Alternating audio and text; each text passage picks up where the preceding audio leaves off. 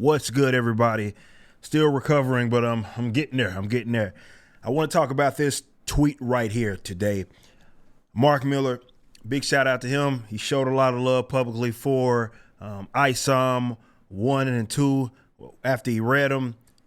We've been on the same wavelength in terms of identifying some of the issues that plague the industry. He's been open about sort of his position on that. There's a recent tweet here, and I'm going to read it to you. And he was disagreeing with a gentleman, and he says, people buying manga in record-breaking numbers, retailer friends tell me customers were just picking up Big Two books and not reading, then they stopped picking them up. And this is the key right here. It's an excitement issue. Whoa. People that have been watching me for a year or 2 or 3 or 4 have heard me bring this about. And this has been the fundamental problem with the industry, is the enthusiasm problem.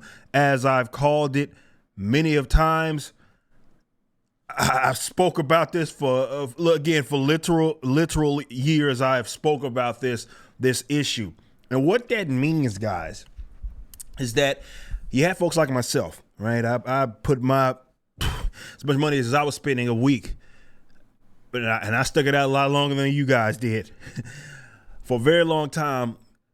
And I was just buying it, and it felt more like a chore. Now I was reading that stuff, but it did feel more like a chore to buy it. There was no real genuine enthusiasm for these fandoms at all, even throughout the years where the Marvel Cinematic Universe was at its peak. And that's just its problem. This is why, despite all of that, and you got all these massive YouTubers doing these videos talking about these storylines, and they get millions of views, and none of it translates into actual sales. There was never a correlation there, really. You saw in that decade, in the 2010s, despite the growth of the Marvel Cinematic Universe, and even if you want to throw in the DC stuff, it was still a steady decline in terms of unit sales with American comic books in North America. Okay, manga was rising, comic books weren't. What came first, is people, hey, I was going over here because I didn't like this, or it was just happened to be there, whatever the reason may be. At the end of the day, it's still an enthusiasm problem. And a lot of the enthusiasm is being garnered, or it's happening outside of that realm of the Big Two. And I think what needs to happen, and it's not for my sake, because I'm not the only guy that's independent, and we're not the only company as the Rippaverse that's independent that's seeing a lot of success. There are other guys that are around that are doing their thing, right? But it's not like what people look at like the legitimate media tries to get around that. Not at all. Maybe if you have the right ideas on a certain political issue or social political issue, perhaps. But outside of that, it's like you don't exist to them, or they might write a hit piece like they did with me. The enthusiasm isn't happening with the big dogs, even the major publishers. That's not to say that there aren't books that are doing okay in isolation, but it's not one of those that represents like the entire, let's say, industry, and it's happening in pockets is the point. I think Mark would, of course, agree with that, in that with the big guys, there's not really any enthusiasm there. This is why a lot of guys got mad at the comic book long-time comic shop owner saying what he said, just observing as an actual business owner the trends, okay? I do believe that this stuff can turn around. I just don't think it's going to happen through the Big Two.